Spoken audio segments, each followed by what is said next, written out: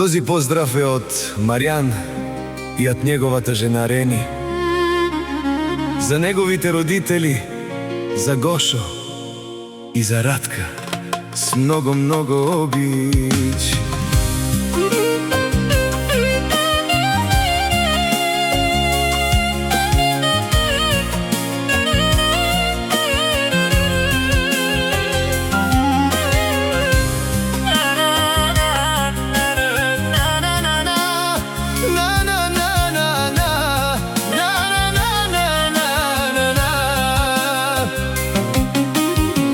Ех, майко, бързо пораснах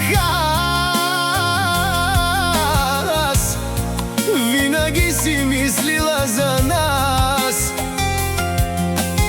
Спокойно, майко Мариане, до теб. Мамо Радке, мила майчице. Ах, тате Гошо остаря.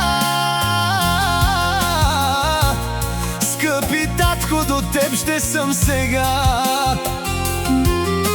Мамо, тате, разчитайте на мен винаги. Ще съм до вас и в последните ви дни. Много ми е тежко в тази пуста Виена. Още малко и ще си дойда, и вече няма да се разделим.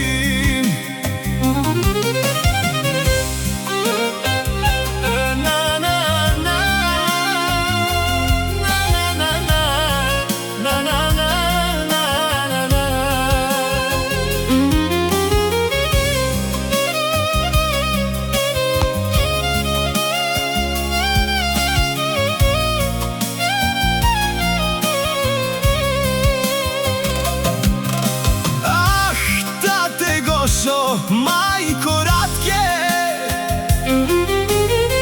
вие сте моя учител в живота,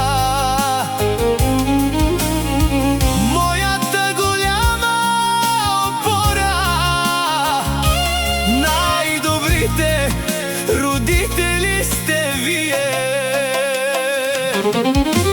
Мамо, тате, вие сте ми всичко.